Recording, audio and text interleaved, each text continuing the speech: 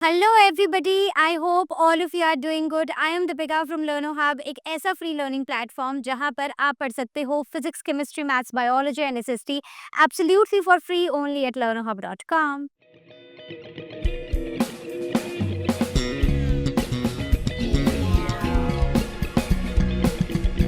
तो आज हम स्टार्ट करने जा रहे हैं आईसीएसई क्लास 7 बायोलॉजी के रिवीजन के साथ।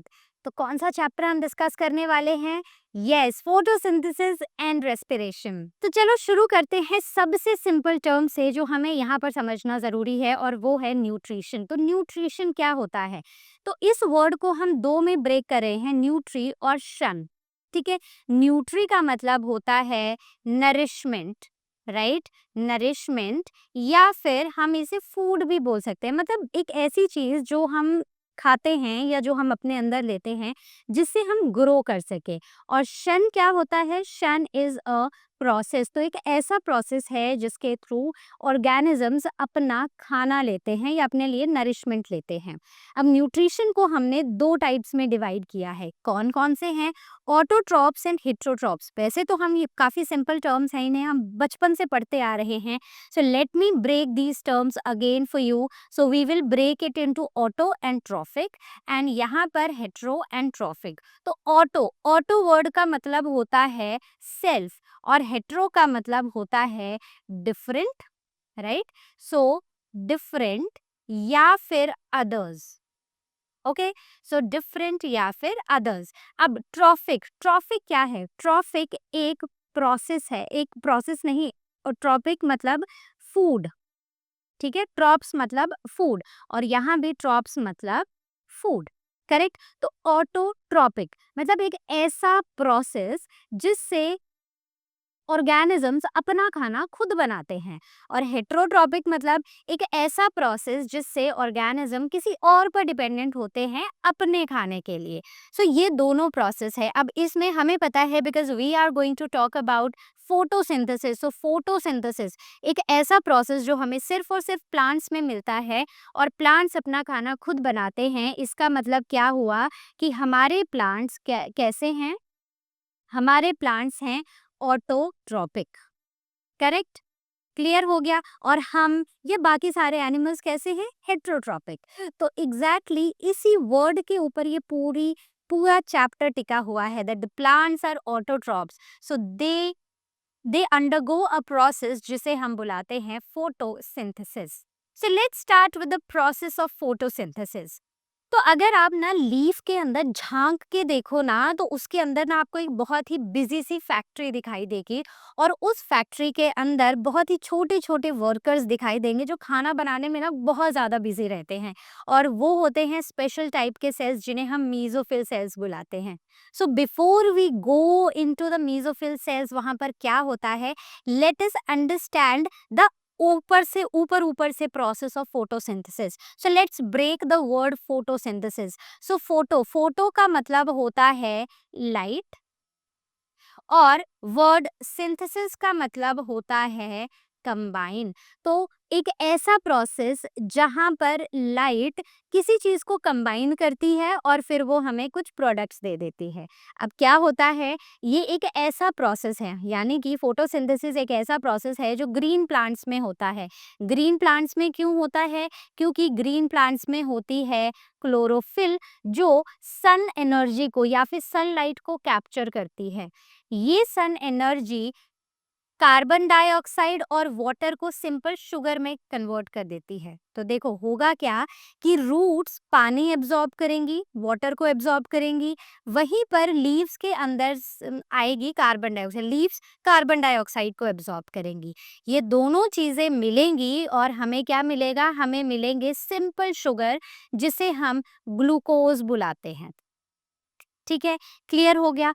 अब एक इम्पॉर्टेंट चीज, फोटोसिंथेसिस के लिए 4 इम्पॉर्टेंट रॉ मटेरियल्स हैं। अगर ये रॉ मटेरियल्स में से एक भी मिसिंग हो जाता है, या 2 मिसिंग हो जाते हैं, या 3 मिसिंग हो जाते हैं, तो क्या होगा? तो खाना नहीं बनेगा। और ये 4 इम्पॉर्टेंट रॉ मटेरियल्स क्या हैं? एक तो water which is absorbed by the roots, right. So roots absorb this water. Carbon dioxide जो हवा से मिलती है प्लांट्स को, तो कैसे आती है अंदर, तो लीव्स में छोटे छोटे पोर्स होते हैं जिन्हें हम स्टोमेटा कहते हैं, करेक्ट। और क्लोरोफिल जो प्लांट्स में ऑलरेडी अवेलेबल होती है, कहाँ पर होती है, हमारे आपने सेल चैप्टर पढ़ा है, तो सेल चैप्टर में हमने एक स्पेशल सेल ऑर्गेनेल के बारे में पढ़ा है जिसे हम क्लोरोप्लास्ट बुलाते हैं। ये एक ऐसा सेल ऑर्गेनेल है जो एनिमल्स में नहीं मिलता है, सिर्फ और सिर्फ प्लांट्स में होता है। इनमें होती है क्लोरोफिल।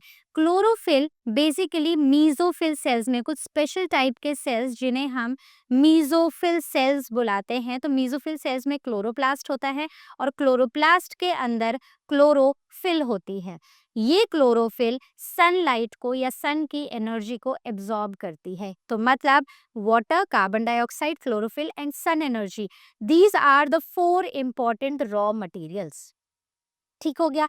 अब ये प्रोसेस कैसे चलता है, तो इसमें एक बड़ी ही इंपॉर्टेंट सी इक्वेशन है जो आपको आनी चाहिए।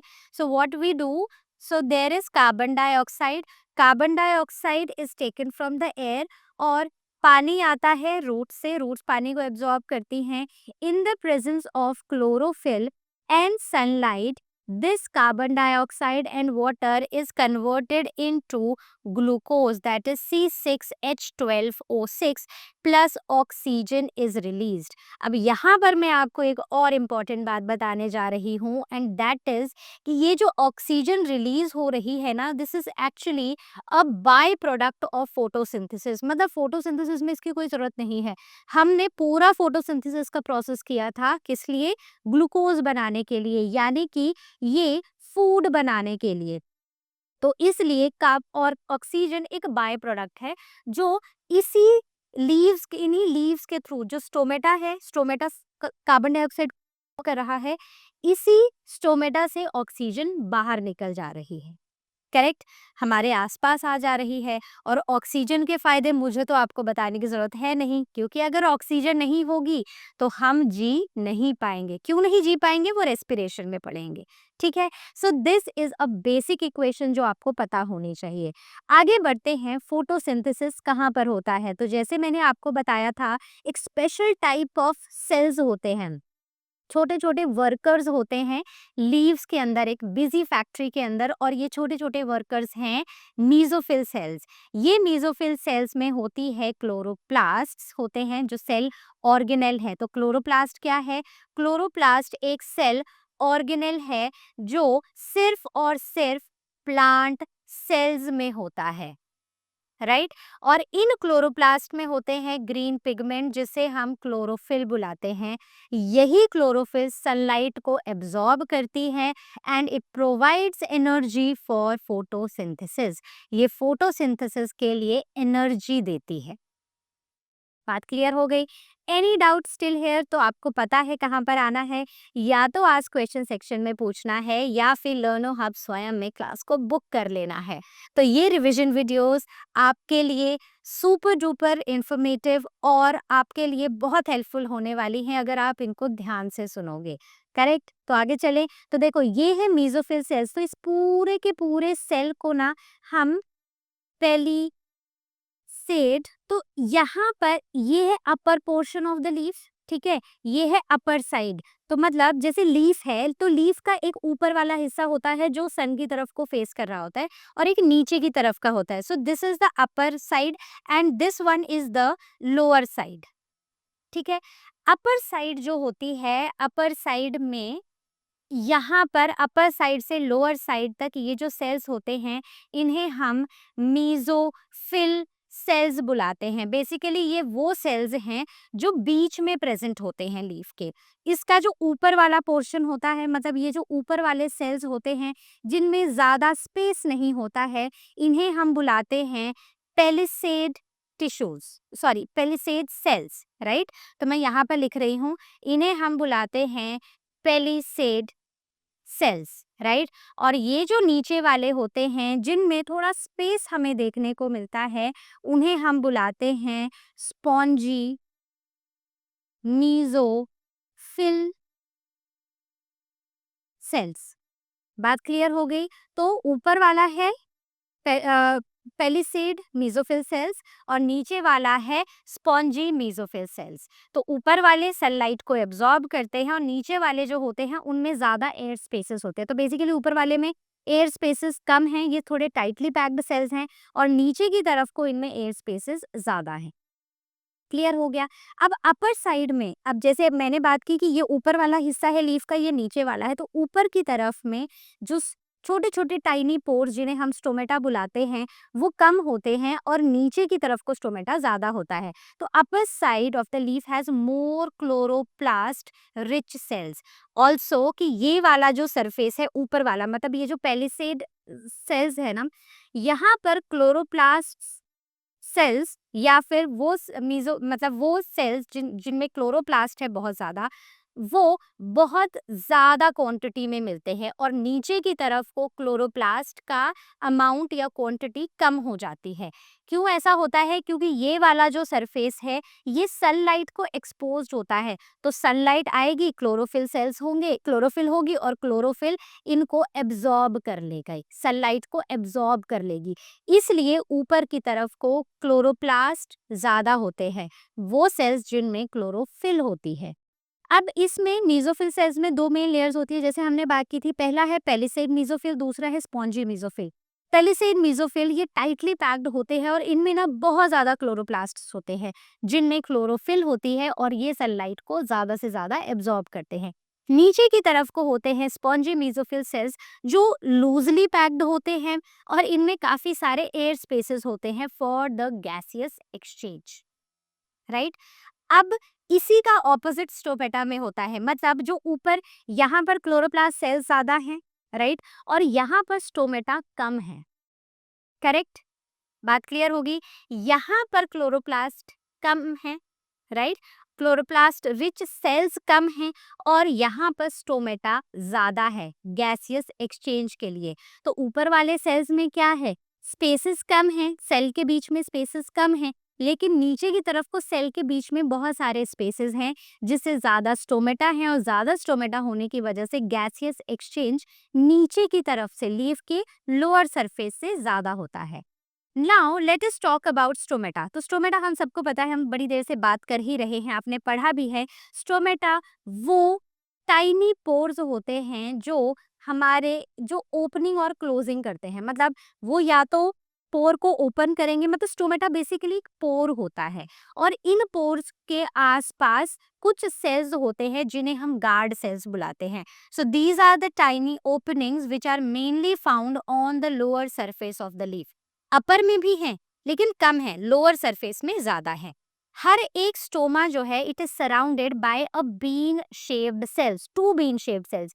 तो ऐसे दो सेल्स होते हैं, एक सेल ये है, एक सेल ये है। ये दोनों जब इनकी मूवमेंट होती है तो या तो ये पोर बंद हो जाएगा, स्टोमेटा बंद हो जाएगा, या फिर स्टोमेटा खुल जाएगा। तो ये डिपेंड करता है इन दोनों बीन शेप्ड सेल्स में। करेक्ट? अब गार्ड सेल्स ही इनकी ओपनिंग और क्लोजिंग को कंट्रोल करते हैं। तो लेट मी टेल यू बच्चों, ये एक बहुत ही इम्पॉर्टेंट टॉपिक है जो आपको पता होना चाहिए, क्योंकि जितने भी स्कूल्स में टीचर्स एग्जाम पेपर सेट करेंगे वहां से स्टोमेटा के ऊपर 2 या 3 मार्क्स का क्वेश्चन आएगा ही आएगा। तो ये मेरी बात आप याद रखना, ठीक है? तो यहाँ पर कुछ ऐसा ही होता है।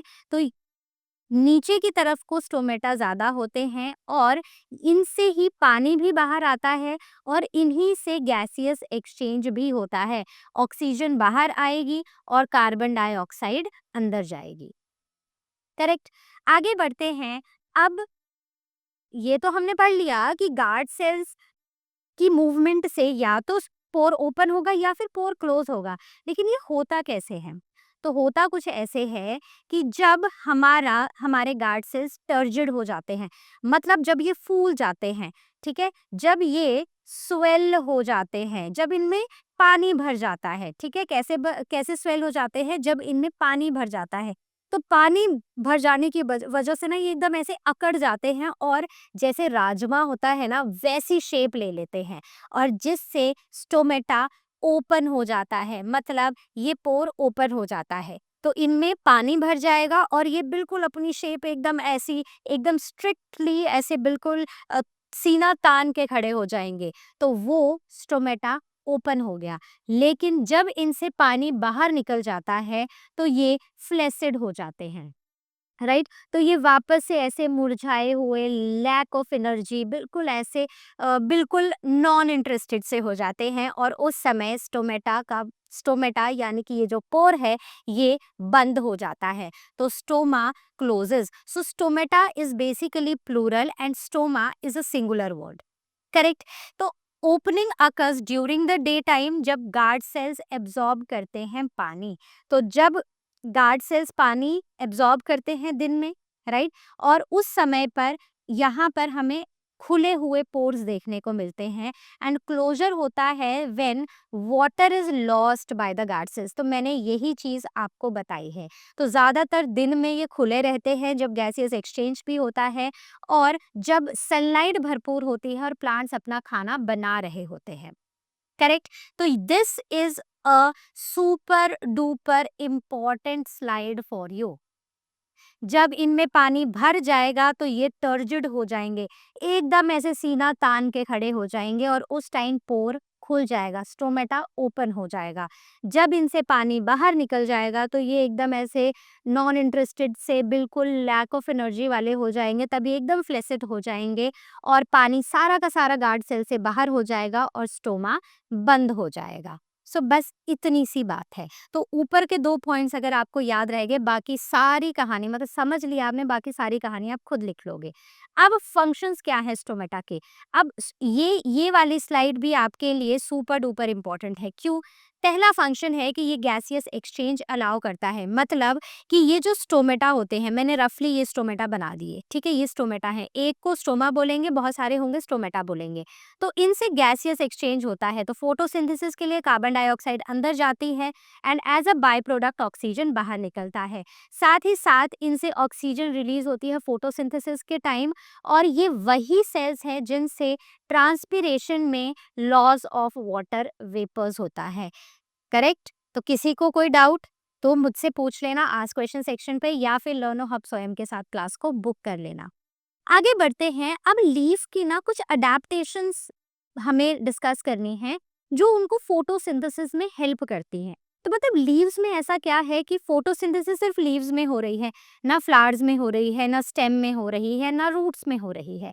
तो बस उसी चीज के बारे में बात करेंगे। सबसे पहले स्ट्रक्चरल अडेप्टेशंस की बात करेंगे। तो लीफ कैसा होता है? देखो, ये हमारा एक पत्ता है, कैसा है, इसको आप लीफ समझ लो। लीफ काफी ब्रॉड होता है, वाइड होता है, और एकदम फ्लैट सरफेस होता है। तो इससे जब सनलाइट यहाँ पर गिरती है, लीफ के ऊपर गिरती है, तो ज्यादा से ज्यादा अमाउंट ऑफ सनलाइट ये एब्जॉर्ब कर पाते हैं। तो इस वजह से मैक्सिमम एब्जॉर्प्शन होती है सनलाइट की। दूसरा, इसमें टाइनी पोर्स होते हैं स्टोमेटा, दोनों ही सरफेस पर, बस ये फर्क है कि ऊपर स्टोमेटा कम होते हैं, नीचे ज्यादा होते हैं। तो ये स्टोमेटा गैसियस एक्सचेंज में हेल्प करते हैं। दूसरी अडेप्टेशन। तीसरी, कि इनमें कुछ एयर स्पेसेस होते हैं मीजोफिल सेल्स में। अब होता क्या है कि जैसे हमने पढ़ा कि जो ऊपर वाला सरफेस है उसके नीचे होता है पेलिसेड मीजोफिल सेल्स। इन सेल्स में ये मतलब यहाँ पर वो सेल्स होते हैं जो क्लोरोप्लास्ट रिच होते हैं। तो क्लोरोप्लास्ट रिच होते हैं तो यहाँ तक आराम से सनलाइट इस लेयर तक पहुंच जाती है, और नीचे वाले सरफेस में स्पॉन्जी मीजोफिल सेल्स होते हैं। इनमें सेल्स में स्पेसेस बहुत ज़्यादा होते हैं, स्टोमेटा ज़्यादा होता है, तो गैसियस एक्सचेंज बहुत इजीली हो जाता है। तो यहाँ पर इजी डिफ्यूजन ऑफ गैसेस देखा जाता है इन एयर स्पेसेस की वजह से। अब मीजोफिल सेल्स और फोटोसिंथेसिस का क्या लेना देना है? तो सबसे पहले palisade mesophyll is just below the upper epidermis. तो ये अपर एपिडर्मिस है, ये वाले जो सेल्स हैं, ठीक है, तो ये है बेसिकली अपर एपिडर्मिस, करेक्ट। और इसके नीचे ये जो सेल की आप लेयर देख रहे हो ना, ये है हमारी पेलिसेड मीजोफिल, मैं इसको पीएम लिख रही हूँ। तो ये जो सेल्स हैं ये टाइटली पैक्ड हैं, और इनमें बहुत सारे क्लोरोप्लास्ट हैं, और यहाँ पर मैक्सिमम एब्जॉर्प्शन होती है सनलाइट की। दूसरी तरफ ये जो नीचे वाले सेल्स हैं इन्हें स्पॉन्जी मेसोफिल सेल्स बोलते हैं, और ये काफी लूजली पैक्ड हैं, जिसकी वजह से इनके बीच में एयर स्पेसेस हैं, और इन एयर स्पेसेस की वजह से इजीली गैस का डिफ्यूजन होता है। आगे गैसियस एक्सचेंज का प्रोसेस कैसे होता है, तो कार्बन डाइऑक्साइड यहाँ से अंदर को एंटर करती है थ्रू द स्टोमेटा और वो मीजोफिल सेल्स के अंदर पहुंच जाती है। करेक्ट, स्टोमेटा से एंटर करेगी, मीजोफिल सेल्स में पहुंच जाएगी।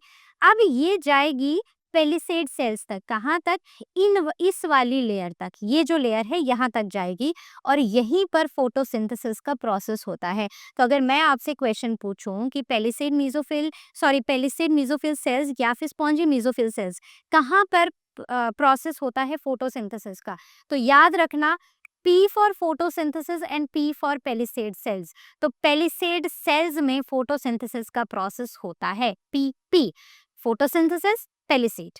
करेक्ट। अब इस प्रोसेस में अब ऑक्सीजन रिलीज होगी, जब फोटोसिंथेसिस होगा तो वापस से स्टोमेटा के थ्रू ही ऑक्सीजन बाहर निकल आएगी।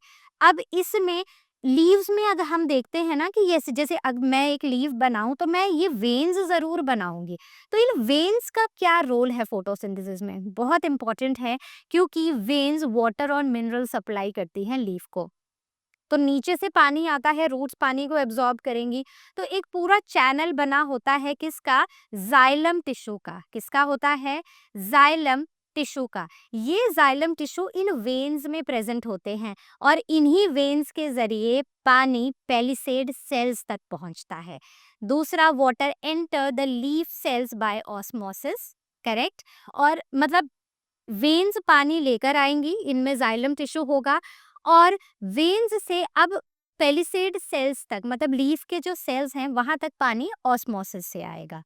Now veins also help in transport of the prepared food. अब पानी तो ये ले आई, सिर्फ जाइलम टिश्यू नहीं है लीव्स में।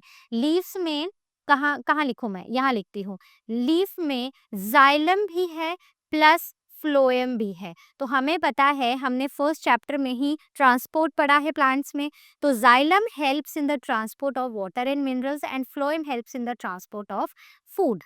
करेक्ट। तो यही वाटर और मिनरल्स जो हैं ये ऊपर तक पहुंच जाते हैं थ्रू द जाइलम। अब जितना भी खाना बन रहा है लीव्स में, वो खाना सारा का सारा या जो भी एक्स्ट्रा अमाउंट ऑफ फूड है वो इस फ्लोएम के जरिए नीचे को डिफरेंट डिफरेंट पार्ट्स में जाके स्टोर हो जाता है या फिर यूज हो जाता है। करेक्ट। तो वेन्स में क्या है, वेन्स में है जाइलम और फ्लोएम। जाइलम जो पानी और मिनरल्स को ट्रांसपोर्ट करेगा और फ्लोएम जो फूड को ट्रांसपोर्ट करेगा। तो वेन्स एक बहुत ही इंपॉर्टेंट रोल प्ले करती हैं फोटोसिंथेसिस में। And I don't want to forget this, तो let me mark this as important as well. तो ये वो पोर्शन है इस चैप्टर का जिससे क्वेश्चन आएगा ही आएगा।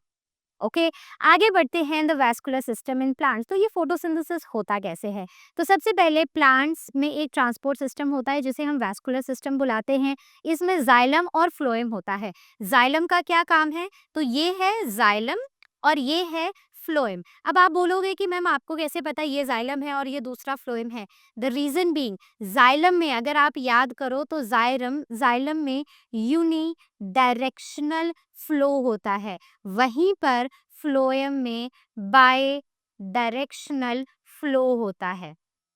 बात क्लियर हुई। तो यूनी डायरेक्शनल मतलब एक ही डायरेक्शन में फ्लो होगा, तो पानी तो रूट्स ही एब्जॉर्ब करेंगी तो वो ऊपर की तरफ ही जाएगा। तो यहाँ पर जाइलम में सिर्फ अपवर्ड मूवमेंट होगी। कैसी होगी, सिर्फ अपवर्ड फ्लो होगा, that is unidirectional flow. वहीं पर फ्लोएम में ऊपर को भी जाएगा फूड और नीचे की तरफ को भी आएगा, so it is by directional. बात क्लियर हुई। यहाँ पर किसी भी तरह का कोई डाउट मत रखना। अगर आपको ये डायग्राम आ जाता है और आपको ये बोला जाता है कि आप ये आइडेंटिफाई करो कि मान लो ये ए है और ये बी है, तो ए कौन सा वैस्कुलर टिश्यू है और बी कौन सा है, तो एरोज की हेल्प से आप इजीली पता लगा सकते हो कि हम कौन से वैस्कुलर टिश्यू को रिप्रेजेंट कर रहे हैं। अब बात करते हैं the role of sunlight and chlorophyll. तो sunlight is absorbed by chlorophyll और ये प्रोवाइड करता है energy which is required for photosynthesis. ठीक है, तो सनलाइट में क्या है, सनलाइट को क्लोरोफिल एब्जॉर्ब करेगी और ये जो एनर्जी है ये हमें फोटोसिंथेसिस के प्रोसेस को करने के लिए ज़रूरी है। दूसरा, जब सनलाइट प्लांट मतलब लीफ के अंदर आ जाएगी, पेलिसेड सेल्स में पहुंच जाएगी, तो ये करेगी क्या, तो आपको याद है कि रूट से पानी आया था, वेन्स से वो पहुंचा था हमारे सेल्स तक, राइट? तो वेन्स में पानी था, वेन्स से सेल्स तक ऑस्मोसिस के थ्रू पहुंचा था। तो बस यही जो वाटर मॉलिक्यूल है, ये स्प्लिट हो जाएगा into H positive and OH negative ions. कैसे होगा? इसी सन लाइट से ये स्प्लिट हो जाएगा। तो क्या बन गया? एक H पॉजिटिव और एक OH नेगेटिव आयंस आ गए, करेक्ट? अब ये जो OH नेगेटिव आयंस है ना, तो जो ऑक्सीजन है ना, ये इस OH नेगेटिव आयंस से ही रिलीज होती है। तो अब मैं अगर ये पूरा रिएक्शन लिखती हूँ यहाँ पर फिर से, ठीक है? तो यहाँ पर मैंने सन की एनर्जी मेंशन किया है, H पॉजिटिव आयंस और OH नेगेटिव आयंस। तो हमें पता है कि ये जो पूरा प्रोसेस है फोटोसिंथेसिस का, इसमें ऑक्सीजन बाय प्रोडक्ट है। तो वो कहाँ से आएगा ऑक्सीजन? वो आएगा, ये जो वाटर मॉलिक्यूल जब ब्रेक हुआ और इसमें जो हाइड्रोक्सिल आयन बना, so this is hydrogen ion, hydronium ion, and this is hydroxyl ion, sorry hydrogen ion, not hydronium, hydrogen ion, and this is hydroxyl ion. कौन सा? Hydroxyl ion. तो hydroxyl ion से ही oxygen gas release होगी into the atmosphere. Hydrogen ion क्या करेगा? ये carbon dioxide के साथ कंबाइन हो जाएगा, तो it will combine with the carbon dioxide और ये बना देगा C6H12O6, दैट इज ग्लूकोज, या फिर इन शॉर्ट जिसे हम फूड बुलाएंगे। बात क्लियर हो गई? तो पूरा प्रोसेस समझ आया? सबसे पहले सन की एनर्जी आएगी, सनलाइट हाई वाटर को ब्रेक कर देगी into hydrogen ion and hydroxyl ion. Hydrogen ion carbon dioxide के साथ मिलकर ग्लूकोज बना देगा, यानी फूड बना देगा, और हाइड्रोक्सिल आयन से क्या रिलीज हो जाएगा? ऑक्सीजन रिलीज हो जाएगी। बस इतनी सी बात है। अब खाना तो बन गया लीव्स में, अब क्या होगा? अब यहाँ पर होगा ट्रांसपोर्ट ऑफ फूड। कैसे होगा? तो याद करो, वेन्स में क्या है? दो वैस्कुलर टिश्यूज हैं, एक है जाइलम, एक है फ्लोएम। जाइलम तो पानी और मिनरल्स लेकर आ गया। अब फ्लोएम का काम है कि जो खाना बना है लीव्स में, उसको डिफरेंट डिफरेंट प्लांट के पार्ट्स तक पहुंचाना। तो फ्लोएम ग्लूकोज को ट्रांसपोर्ट करेगा, वो ग्लूकोज जो लीव्स में बना है, और glucose is often converted into sucrose and it is moved to different parts of the plant। तो अब मैं एक छोटा सा एक फ्लो चार्ट बनाती हूँ। तो इस फॉर्म में फूड बनता है। सो खाना हमारे प्लांट्स में इस फॉर्म में बनता है। किस फॉर्म में? ग्लूकोज की फॉर्म में। और जब हमें इसको ट्रांसपोर्ट करना होता है, तो ये सुक्रोज की फॉर्म में ट्रांसपोर्ट होता है। बात क्लियर हो गई? ओके, चलो आगे बढ़ते हैं। Now talking about the factors affecting photosynthesis. तो कौन कौन से फैक्टर्स हैं? So it is carbon dioxide, light and temperature. तो ये तीनों ही फैक्टर्स हैं जो फोटोसिंथेसिस को अफेक्ट करते हैं। तो कैसे कैसे करते हैं? तो एक सिंपल सी चीज़ मैं आपको बता देती हूँ कि अगर टेम्परेचर 20 से 40 डिग्री सेल्सियस के बीच में है, तो इस रेंज में फोटोसिंथेसिस बहुत ही हाई होती है। मतलब ये जो रेट ऑफ फोटोसिंथेसिस है ना, ये बहुत ज़्यादा हाई होता है। मान लो 40 डिग्री से ऊपर टेम्परेचर चला गया, तो इस टेम्परेचर पर एंजाइम्स का जो एक्शन है ना, वो स्टॉप हो जाता है और अब फोटोसिंथेसिस का प्रोसेस नहीं होता है। ओके, ये जो एंजाइम्स है ना, ये हम हायर क्लासेस में पढ़ेंगे, अभी नहीं पढ़ेंगे। बेसिक बात आपको बस पता होनी चाहिए। अब बात करते हैं सबसे पहले कि कार्बन डाइऑक्साइड कैसे अफेक्ट करता है। अब देखो, अगर कार्बन डाइऑक्साइड कम है, तो इसका मतलब है, देखो एक और चीज़ बड़ी इंपॉर्टेंट है कि ये जो तीनों फैक्टर्स हैं ना, ये तीनों फैक्टर्स कार्बन डाइऑक्साइड, लाइट और टेम्परेचर आपस में इंटरकनेक्टेड हैं। एक के भी कम और ज़्यादा होने से ना ओवरऑल रेट ऑफ फोटोसिंथेसिस हमारा अफेक्ट होता है। अब सबसे पहले अगर हम कार्बन डाइऑक्साइड की बात करें, तो सिंपली याद रखना है कि अगर कार्बन डाइऑक्साइड कम होगी तो फोटोसिंथेसिस भी कम होगी। तो यहाँ पर फोटोसिंथेसिस भी का रेट भी कम हो जाएगा। अगर कार्बन डाइऑक्साइड का लेवल ज़्यादा होगा, तो फोटो सिंथेसिस का जो रेट है, या जिस रेट पे फोटोसिंथेसिस हो रही है, वो भी बढ़ जाएगा। अब इन दोनों केसेस में पता है क्या है? लाइट और टेम्परेचर चाहे सूटेबल हो, लेकिन अगर कार्बन डाइऑक्साइड कम है, तो फोटोसिंथेसिस का प्रोसेस स्लो हो जाएगा। बात क्लियर हुई? आगे बढ़ते हैं लाइट। अब मान लो कि धूप ही नहीं आई, तो क्या होगा? तो भी फोटोसिंथेसिस का प्रोसेस नहीं होगा। अब यहाँ पर इस पॉइंट पर आके क्या मुझे आपको बताने की ज़रूरत है कि क्यों नहीं होगा? तो अगर सनलाइट नहीं आएगी तो वाटर मॉलिक्यूल कैसे स्प्लिट होगा? कैसे कार्बन डाइऑक्साइड को H पॉजिटिव आयन मिलेगा ग्लूकोज बनाने के लिए? या फिर कैसे OH नेगेटिव आयन रिलीज़ होगा जिससे ऑक्सीजन रिलीज़ होगी? तो इसका मतलब है कि अगर धूप नहीं आएगी तो ऑक्सीजन भी कम हो सॉरी रेट ऑफ फोटोसिंथेसिस भी कम होगा। करेक्ट? तो फोटोसिंथेसिस विल बी स्लो और इवन कार्बन डाइऑक्साइड और टेम्परेचर बिल्कुल सफिशिएंट लेवल्स पे हों तब भी। लेकिन एक और बात याद रखना कि अगर एक्सेस ऑफ लाइट होती है तो वो भी कोई बड़ी हेल्पफुल नहीं है। उससे हमारे क्लोरोफिल क्लोरोफिल डिस्ट्रॉय हो जाती है या फिर डैमेज हो जाती है और इससे भी फोटोसिंथेसिस का प्रोसेस एडवर्सली अफेक्ट होता है। बात क्लियर हुई? तो इसका मतलब ये हुआ कि अगर लाइट ओके है, ठीक है, तो फोटोसिंथेसिस का प्रोसेस भी ओके है, राइट? It is okay. लेकिन अगर लाइट नहीं है तो फोटोसिंथेसिस का प्रोसेस स्लो हो जाएगा। बात क्लियर हो गई? कोई डाउट किसी को यहाँ तक? तो आस्क क्वेश्चन सेक्शन में पूछना या फिर लर्न हब स्वयं में क्लास को बुक कर लेना। और जब आप क्लास बुक करोगे तो एक बात याद रखना कि आपको ICSE 7 सिलेक्ट करना है, क्लास 7 नहीं। आगे बढ़ते हैं now talking about the end products of photosynthesis. तो एंड प्रोडक्ट्स में क्या है कि दो ही प्रोडक्ट बनते हैं। मैं फिर से एक बार ये पूरा रिएक्शन लिखती हूँ आपके लिए। तो होता क्या है कि कार्बन डाइऑक्साइड वाटर जब आपस में मिलते हैं in the presence of sunlight and chlorophyll, तो क्लोरोफिल सनलाइट को एब्जॉर्ब करेगी तो बनेगा C6H12O6 और ऑक्सीजन गैस रिलीज होगी। तो यहाँ पर सिर्फ हमारे पास दो ही एंड प्रोडक्ट्स हैं, एक है ग्लूकोज और दूसरा है ऑक्सीजन। करेक्ट? तो oxygen is a by product जो स्टोमेटा से बाहर निकल जाता है।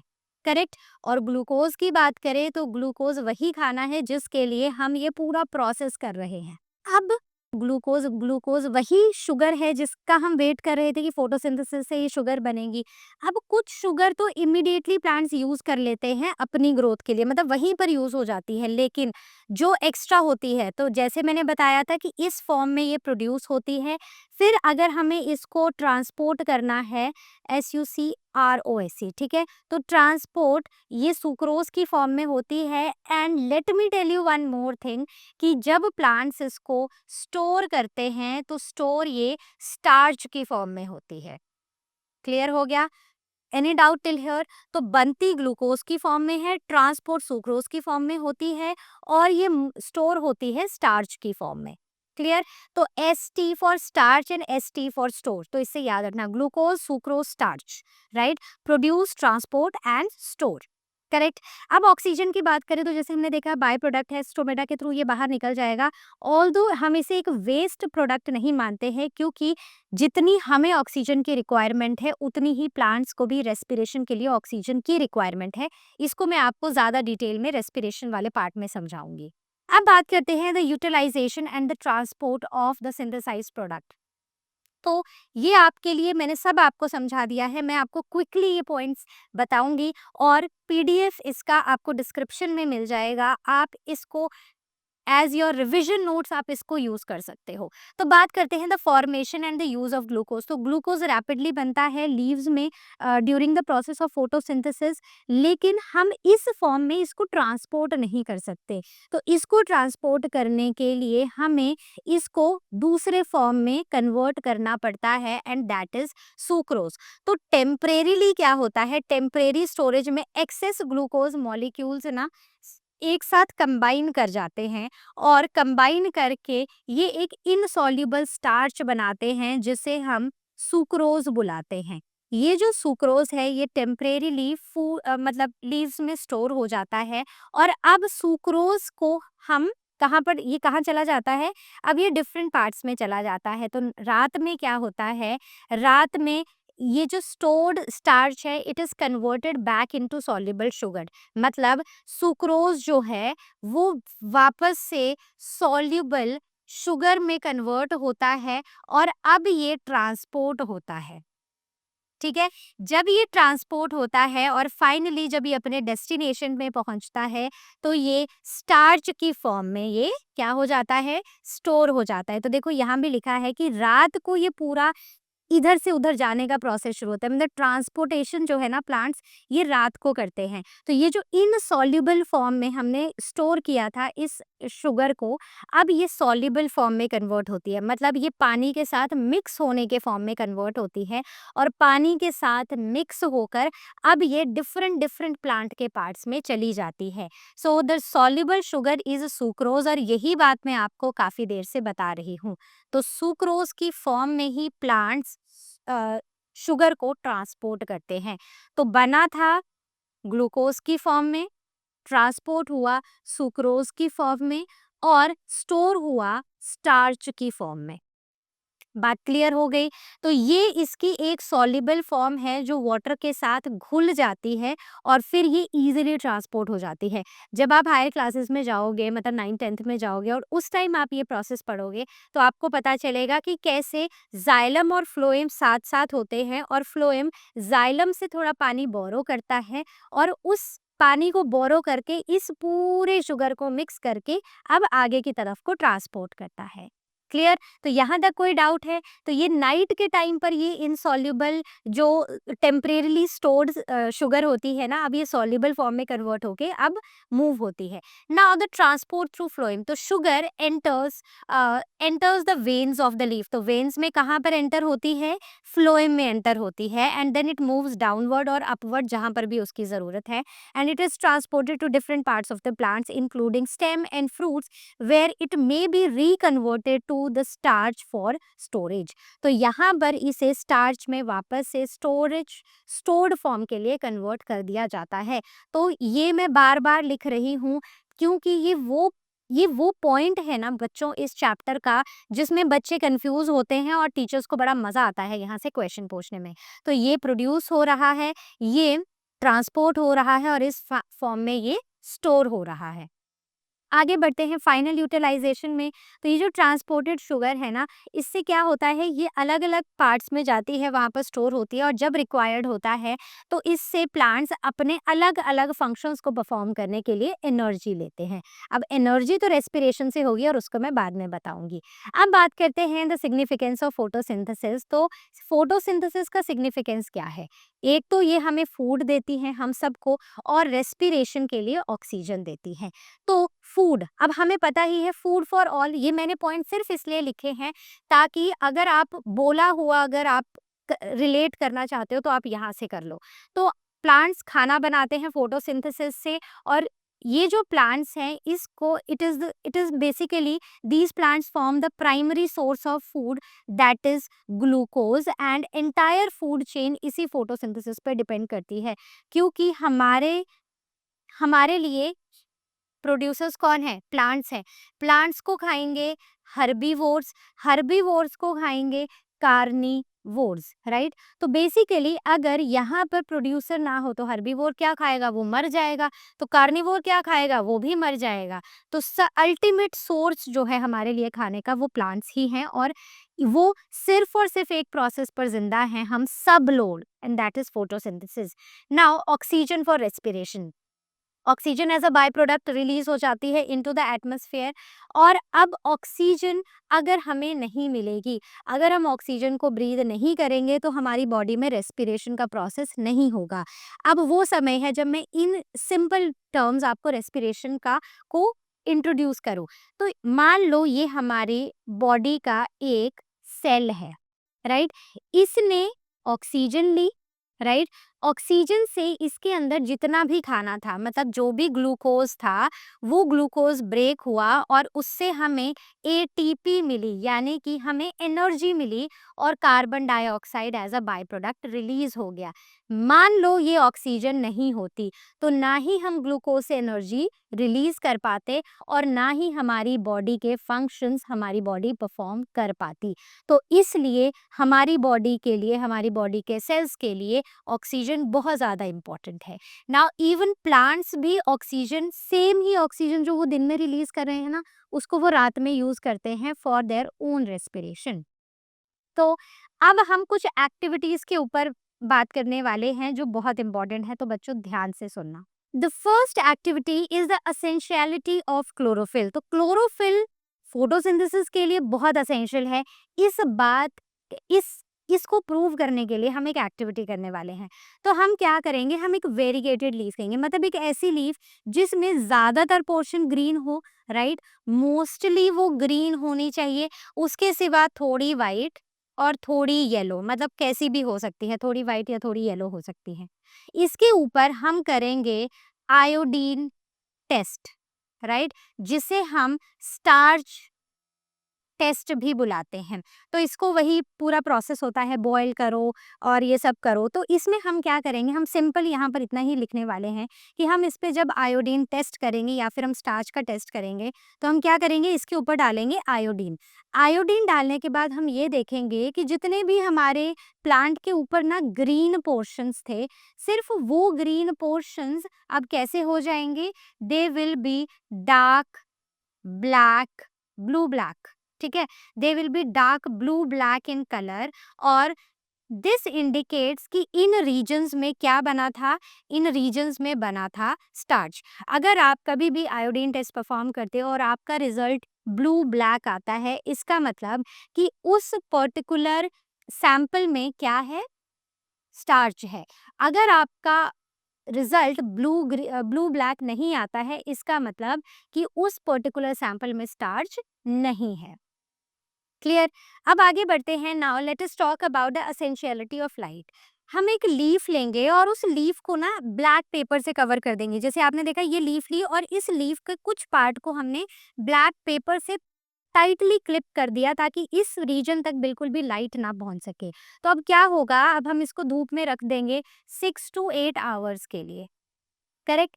अब यहाँ पर ये बाकी जो ग्रीन पोर्शन है, it is expose to light, लेकिन सिर्फ ये वाला पोर्शन लाइट से एक्सपोज्ड नहीं होगा। अब अब हम फिर से यहाँ पर करेंगे स्टार्च टेस्ट, राइट। आयोडीन लेंगे, आयोडीन सॉल्यूशन को जब हम इस पेपर के, इस लीफ के ऊपर डालेंगे, इस पेपर को हटा देंगे। अब जब हम आयोडीन टेस्ट करेंगे यहाँ पर, तो हम देखेंगे कि ये जितना भी पोर्शन था जो लाइट से एक्सपोज्ड था, उस सारे पोर्शन में कलर ब्लू ब्लैक हो जाएगा, लेकिन वो portion which was covered with this patch, with this green, sorry, with this black paper, वहाँ पर ब्लू ब्लैक कलर चेंज नहीं होगा and the colour will remain unchanged in this portion. Reason being, क्योंकि बाकी सारे पोर्शन में it was expose to light, proper light आई है वहां पर, तो यहाँ पर स्टार्च की प्रोडक्शन हुई है क्योंकि यहाँ पर इस पोर्शन को लाइट मिली थी, लेकिन इस पोर्शन को लाइट नहीं मिली, तो यहाँ पर स्टार्च की प्रोडक्शन नहीं हुई। इसका मतलब हुआ कि अगर फोटोसिंथेसिस होनी है, अगर स्टार्च की प्रोडक्शन होनी है, तो लाइट बहुत ज़्यादा इम्पोर्टेंट है। क्लियर। अब next is starch is produced, ये हम कैसे पता लगाएंगे, तो इसके लिए भी हम एक एक्टिविटी करेंगे। तो ये जो पूरा टेस्ट है ना, आयोडीन टेस्ट, ये कैसे होता है ये अब आपको पता चलेगा। तो हम क्या करेंगे, हम क्या करते हैं बेसिकली, हमने क्या किया, हमने एक लीफ ली, ठीक है, एक ग्रीन लीफ ली जो ब्राइट सनलाइट में थी, हमने वो पत्ता तोड़ा और उस पत्ते को हमने बॉइलिंग वाटर में डाल दिया 2 से 3 मिनट के लिए। तो 2 से 3 मिनट के लिए जब हम यहाँ पर डालेंगे, तो इससे जितने भी सेल्स हैं यहाँ पर, ये सेल्स मर जाएंगे, जितने भी एंजाइम्स हैं वो डीनेचर हो जाएंगे, और यहाँ पर these cells, this leaf will be permeable to iodine, जिसको लेकर हमने टेस्ट करना है, तो ये आयोडीन से परमिएबल हो जाएगा। अब बात करते हैं कि आगे क्या करेंगे। अब इसके बाद हम क्या करेंगे, इसको बॉइलिंग इथेनॉल में डालेंगे, मतलब डायरेक्टली इथेनॉल को बॉईल नहीं हम कर सकते हैं, लेकिन हमने एक बर्नर लिया, उसके ऊपर पानी का जार, मतलब पानी भर के एक बीकर रखा और उसमें टेस्ट ट्यूब में इस पत्ते को डाल के, और अब इस टेस्ट ट्यूब में हम क्या डालेंगे, अल्कोहल डालेंगे, और इसको अप्रॉक्सीमेटली 10 मिनट के लिए हम इसको बॉईल करेंगे। इससे क्या होगा कि हमारा पत्ता डीकलराइज हो जाएगा, मतलब इसमें से जो ग्रीन कलर है यानी कि जो क्लोरोफिल है वो बाहर निकल जाएगी। और अब इस डीकलराइज लीफ को हम ठंडे ठंडे पानी में डालेंगे। अब इसको ट्रांसफ़र कर देंगे एक पेट्री डिश में, जहां हम इसके ऊपर आयोडीन सॉल्यूशन डालेंगे। तो आयोडीन सॉल्यूशन डालने के बाद हम देखेंगे कि यहाँ पर कलर ब्लू ब्लैक हो गया, जो हमें इंडिकेट करेगा कि यहाँ पर स्टार्च की प्रोडक्शन हुई थी। तो एग्जैक्टली आयोडीन टेस्ट ऐसे परफॉर्म किया जाता है इन स्टेप्स। ये क्यों इम्पोर्टेंट है? क्योंकि आपकी टीचर यहाँ पर एक्टिविटी से क्वेश्चंस पूछ सकती है। एक्टिविटीज़ हम बच्चे जनरली छोड़ देते हैं कि ये तो इम्पोर्टेंट नहीं होंगी, लेकिन एक्टिविटीज़ पढ़ना उतना ही इम्पोर्टेंट है जितना इम्पोर्टेंट आपको बाकी सारा चैप्टर पढ़ना है। आगे बढ़ते हैं, ऑक्सीजन इज़ गिवन आउट, ये हमें कैसे पता चला कि बाय प्रोडक्ट एक्चुअल में ऑक्सीजन ही है? तो अभी बताती हूँ। सबसे पहले हमें एक छोटा सा सेटअप करना है जिसमें हम एक बड़ा सा बीकर लेंगे और उस बीकर में पानी भर देंगे। उसके बाद हम हाइड्रेला प्लांट लेंगे यहाँ पर और उसको इस बीकर में डाल देंगे जिसमें स्टेम इसकी ऊपर की तरफ को पॉइंटिंग अपवर्ड होगी। अब एक फनल लेंगे और फनल के अंदर बेसिकली हम इस हाइड्रेला प्लांट को रखेंगे और उसके ऊपर हम एक इन्वर्टेड ग्लास ट्यूब डाल देंगे। अब होगा क्या, इस इन्वर्टेड ग्लास ट्यूब में हम पानी डालेंगे, ठीक है। अब होगा क्या कि इस पूरे सेटअप को ना हम अच्छी खासी धूप में रखेंगे। जब हम इसको धूप में रखेंगे तो हम देखेंगे बीच बीच में कि यहाँ पर बबल्स राइज हो रहे हैं और जैसे जैसे ये ऊपर जा रहे हैं पानी डिस्प्लेस हो रहा है, ठीक है। पानी का जो लेवल है ना अब वो कम होता जा रहा है इस टेस्ट ट्यूब में। इससे अब ध्यान से हम इस टेस्ट ट्यूब को बाहर निकालेंगे, पानी बाहर निकल जाएगा। और जैसे ही हम इस टेस्ट ट्यूब को बाहर निकालेंगे और हम एक एक वो होता है ना ग्लोइंग स्प्लिंटर या फिर एक मैच स्टिक को इसके माउथ के पास लाएंगे तो वो एकदम जोर से बर्न होगा। क्यों? क्योंकि वहां पर ऑक्सीजन थी and oxygen is a supporter of combustion. तो इसलिए हम इससे हमें ये पता चलेगा कि oxygen is produced in the process of photosynthesis. तो अगेन ये भी एक बहुत ही इंपॉर्टेंट एक्टिविटी है। यहाँ पर मेरा आपसे एक सवाल है कि क्यों हमने सिर्फ एक हाइड्रिला प्लांट लिया? क्यों हमने कोई लीफ नहीं डाल दिया? मतलब यहाँ पर हमने एक बाहर से एक पत्ता तोड़ के, लैंड प्लांट का एक पत्ता तोड़ के यहाँ पर नहीं डाल दिया। द रीज़न बीइंग हाइड्रिला एक एक्वेटिक प्लांट है। अब दिस प्लांट इज़ सपोज्ड, मतलब it is adapted to water. तो वाटर में ये सनलाइट भी ले लेता है, वाटर में इसको ऑक्सीजन भी मिल जाती है, पानी में ही ये पानी तो मिल ही रहा है, कार्बन डाइऑक्साइड भी ले लेता है। तो इसलिए अगर हमें पानी के अंदर प्लांट का कोई एक्सपेरिमेंट करना है तो उसके लिए हमें एक एक्वेटिक प्लांट ही लेना पड़ेगा and the best chosen plant is the hydrilla. अब बात करते हैं रेस्पिरेशन की। तो अब हम सेकेंड पार्ट में आ गए हैं। Now we will be talking about respiration. तो रेस्पिरेशन की ज़रूरत क्या है? रेस्पिरेशन की ज़रूरत है क्योंकि प्लांट्स को ग्रोथ और रिपेयर करनी है अपनी, राइट। उन्हें वाटर और मिनरल्स को एब्जॉर्ब करना है, उन्हें रूट्स को पेनिट्रेट करना है और उन्हें बहुत सारी सेलुलर एक्टिविटीज़ करनी है। अब रेस्पिरेशन होता क्या है? तो रेस्पिरेशन एक ऐसा प्रोसेस है जिसमें ग्लूकोज ब्रेक हो जाता है और खूब सारी एनर्जी उससे निकल जाती है। तो energy is liberated in form of heat and ATP. तो एनर्जी दो फॉर्म्स में आ रही है, सिर्फ एटीपी की फॉर्म में नहीं। एटीपी की फुल फॉर्म आपको पता होनी चाहिए, एडिनोसिन ट्राइफॉस्फेट।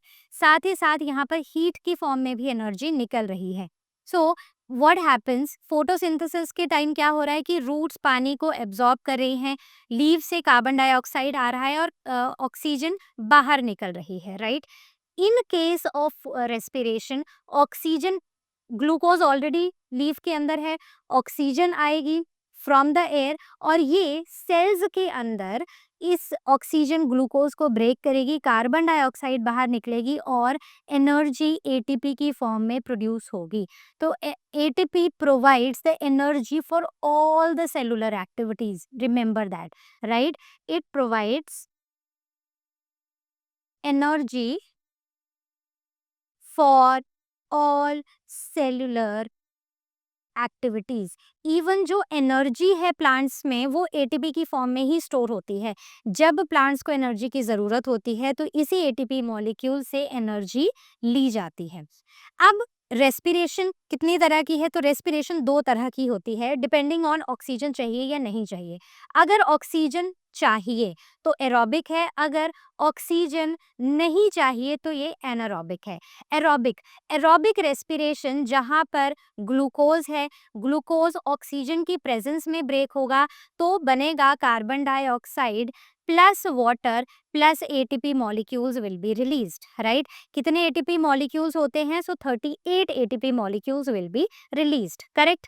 तो 38 एटीपी मॉलिक्यूल्स। एनारोबिक रेस्पिरेशन में क्या होता है कि ग्लूकोज ब्रेक हो जाता है, ठीक है, बिना ऑक्सीजन के, और यहाँ पर कार्बन डाइऑक्साइड भी मिलती है, यहाँ पर एनर्जी भी रिलीज होती है, लेकिन सिर्फ 2 एटीपी मॉलिक्यूल्स एनर्जी रिलीज होती है। और यहाँ पर एक और इम्पॉर्टेंट प्रोडक्ट निकलता है विच इज इथेनॉल, राइट। तो एंड प्रोडक्ट क्या है एनारोबिक रेस्पिरेशन का, इथेनॉल, कार्बन डाइऑक्साइड और 2 एटीपी मॉलिक्यूल्स। वहीं पर एरोबिक रेस्पिरेशन में एग्जैक्टली रिवर्स ऑफ फोटोसिंथेसिस, तो कार्बन डाइऑक्साइड, वाटर और एनर्जी निकलेगी। वहां पर क्या हुआ था चलो आगे बताती हूँ फोटोसिंथेसिस का, लेट्स नॉट कंफ्यूज इट। अब एनारोबिक रेस्पिरेशन हमें कहाँ पर देखने को मिलती है, एरोबिक तो जैसे हम प्लांट्स में देखते हैं, एनिमल्स में देखते हैं, वहीं पर एनारोबिक हमें ईस्ट में या फिर इंटेस्टाइनल पैरासाइट्स में देखने को मिलती है। क्लियर हो गया। आगे बढ़ते हैं now the respiration in plants. तो रेस्पिरेशन की क्या ज़रूरत है, तो इट इज़ रेस्पिरेशन में क्या होता है कि एटमॉस्फेयर से ऑक्सीजन को एब्जॉर्ब किया जाता है और जो भी स्टोर्ड फूड है ग्लूकोज की फॉर्म में उसकी ऑक्सीडेशन होती है, मतलब ऑक्सीजन की प्रेजेंस में उस ग्लूकोज को ब्रेक किया जाता है, दैट इज ऑक्सीडेशन। और इस प्रोसेस में एनर्जी रिलीज होती है, कार्बन डाइऑक्साइड और वाटर एंड प्रोडक्ट्स होते हैं and they move out of the plant, correct. अभी अभी मैं आपको बताने वाली हूँ, अब मैं इक्वेशंस पर आई हूँ। तो देखो हम यहाँ पर हमने पढ़ तो लिया एरोबिक और एनारोबिक, लेकिन हम बेसिकली मेजरली हम यहाँ पर सिर्फ एरोबिक रेस्पिरेशन की बात करेंगे। तो प्लांट्स में क्या होगा, प्लांट्स में ग्लूकोज है, करेक्ट। रेस्पिरेशन के प्रोसेस में ऑक्सीजन बाहर से आएगी और ये oxygen in the presence of कुछ एंजाइम्स होते हैं, carbon dioxide plus water plus 38 ATP molecules हमारा एंड प्रोडक्ट होगा। फोटोसिंथेसिस में क्या हुआ था, यही कार्बन डाइऑक्साइड और वाटर आपस में मिले थे और इन्होंने यही 2 चीजें बनाई थी। यस एग्जैक्टली, ग्लूकोज और ऑक्सीजन बनाया था, किसकी प्रेजेंस में, सनलाइट और क्लोरोफिल की प्रेजेंस में। तो बेसिकली अगर हम देखें तो respiration is reverse of photosynthesis, तो आपको ज़्यादा डिफिकल्टी नहीं होगी इन रिएक्शंस को याद रखने में। अब बात करते हैं what is the difference between photosynthesis and respiration. Photosynthesis एक ऐसा प्रोसेस जिसमें फूड सिंथेसाइज हो रहा है, रेस्पिरेशन एक ऐसा प्रोसेस जिसमें फूड का ब्रेक डाउन हो रहा है।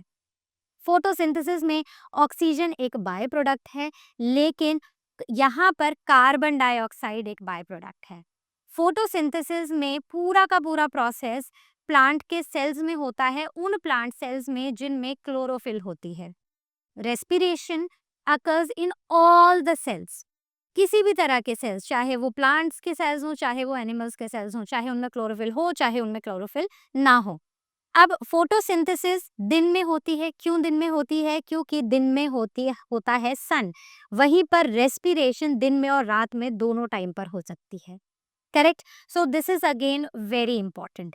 अब कई बार आपने सुना होगा कि ये बोलते हैं कि रात को पेड़ों के नीचे मत सो नहीं तो भूत आ जाते हैं, तो ऐसा कुछ नहीं होता है। साइंटिफिकली अगर हम इसको देखें तो दिन के टाइम पर प्लांट्स ऑक्सीजन रिलीज करते हैं और रात के टाइम पर यही प्लांट्स कार्बन डाइऑक्साइड रिलीज करते हैं। तो इसलिए बोला जाता है कि रात के टाइम पर प्लांट्स मतलब प्लांट्स के पेड़ों के नीचे मत सो, ठीक है, और कुछ नहीं है। अब हम एक एक्टिविटी करेंगे जिस एक्टिविटी में हम रेस्पिरेशन के प्रोसेस को समझेंगे। So this activity is to show that germinating seeds respire oxygen, ठीक है, तो सॉरी कार्बन डाइऑक्साइड। अब हमने क्या किया, हमने 2 बड़ी बड़ी फ्लास्क ले ली और ऐसी राउंडेड वाली, ठीक है, राउंडेड बॉटम वाली। अब दोनों में हमने वेट कॉटन वूल डाल दिया है। एक फ्लास्क में हमने सोक्ड बीन सीड, मतलब जो सोक किए हुए हैं वो वाले सीड्स डाले, और दूसरे में हमने बॉइल्ड बीन सीड्स डाल दिए। अब इस वाले में हम थोड़ा-सा एंटीसेप्टिक भी डालेंगे। द रीज़न बीइंग कि ये क्योंकि बॉइल्ड है तो इनके ऊपर ना फंगल ग्रोथ हो सकती है या फिर बैक्टीरियल ग्रोथ हो सकती है। तो होगा क्या कि यहाँ पर बैक्टीरियल ग्रोथ होगी और बैक्टीरिया कार्बन डाइऑक्साइड प्रोड्यूस करेंगे और हमारा पूरा का पूरा एक्सपेरिमेंट गलत हो जाएगा। तो इस एक्सपेरिमेंट में हम यही शो कर रहे हैं कि जो बॉइल्ड सीड्स होते हैं ना वो रेस्पायर नहीं करते हैं, लेकिन जो जर्मिनेटिंग सीड्स होते हैं वो रेस्पायर करते हैं। तो जब रेस्पायर करेंगे तो एंड प्रोडक्ट क्या आएगा? कार्बन डाइऑक्साइड निकलेगी। एग्जैक्टली। तो हमने 2 फ्लास्क ली राउंड बॉटम वाली, नीचे कॉटन वूल रखा, एक में बॉइल्ड सीड्स, एक में जर्मिनेटिंग सीड्स। बॉइल्ड सीड्स वाले में हमने एंटीसेप्टिक डाल दिया ताकि जो बैक्टीरियल फंगल ग्रोथ हो वो रुक जाए, वो ना हो और कार्बन डाइऑक्साइड प्रोड्यूस ना हो। यहाँ पर अब हम देखेंगे कि हम जब इसका ये कॉर्क खोलेंगे ना, तो हम देखेंगे कि और इसको लाइम वाटर वाले फ्लास्क के ऊपर ऐसे टिल्ट कर देंगे। तो जितनी भी कार्बन डाइऑक्साइड यहाँ पर प्रोड्यूस हुई होगी वो इस लाइम वाटर में चली जाएगी। लाइम वाटर क्यों? केमिस्ट्री याद करो तो केमिस्ट्री में हम क्या पढ़ते हैं कि carbon dioxide turns lime water milky. तो अगर ये हमारा लाइम वाटर मिल्की हो गया तो इसका मतलब है कि यहाँ पर क्या प्रोड्यूस हुआ है? यहाँ पर कार्बन डाइऑक्साइड की प्रोडक्शन हुई है। बात क्लियर होगी? बस इतना सिंपल सा है। बाकी इस क्योंकि ये एक्टिविटी बहुत ज़्यादा इम्पोर्टेंट है इसलिए मैंने इसके पूरे के पूरे स्टेप्स आपको यहाँ पर लिख दिए हैं और आप इनको पढ़ लेना। ओके, चलो आगे बढ़ते हैं। तो conclusion, what are the observations? So everything I have written. तो कंक्लूजन यही है कि germinating seeds carbon dioxide release करेंगे ड्यूरिंग रेस्पिरेशन, वहीं पर डेड सीड्स रेस्पायर ही नहीं करेंगे तो वो कार्बन डाइऑक्साइड रिलीज नहीं करेंगे। तो हम दोनों ही फ्लास्क को लाइम वाटर के ऊपर टिल्ट करके देखते हैं। Okay, so now is the time to quickly check what all we have studied. तो एक जल्दी से क्विक टेस्ट लेते हैं, तो मेरे साथ साथ आंसर करते जाना और लास्ट में होमवर्क भी मिलेगा। Okay, so question number 1. A variegated leaf was kept in the sunlight for 6 hours and then tested for starch. Which part will turn blue black? कौन सा पार्ट ब्लू ब्लैक हो जाएगा? Only the white areas, only the green areas, या दोनों white और green areas? और fourth option है no part will turn blue black. तो देखो, वेरीगेटेड लीफ मतलब एक ऐसी लीफ जिसमें थोड़े ग्रीन पैचेस हैं और बाकी वाइट पैचेस हैं। तो उस केस में ऐसा पार्ट जो ग्रीन है, जिसमें क्लोरोफिल है, सिर्फ वहीं पर फोटोसिंथेसिस होगी। तो जब हम आयोडीन टेस्ट करेंगे तो सिर्फ ये जो ग्रीन वाले पार्ट्स हैं, सिर्फ यही टर्न होंगे इनटू ब्लू ब्लैक। करेक्ट? तो ऐसे क्वेश्चंस आपकी एक्टिविटीज से आ सकते हैं। Question number 2, if a plant is kept in a dark room for 2 days, which process will stop first? अगर डार्क रूम में हम किसी भी प्लांट को 2 दिन रख देंगे तो कौन सा प्रोसेस रुक जाएगा? क्या रेस्पिरेशन नहीं होगी, क्या फोटोसिंथेसिस नहीं होगी, ट्रांसपिरेशन नहीं होगी, या फिर प्लांट्स मिनरल्स को एब्जॉर्ब नहीं करेंगे?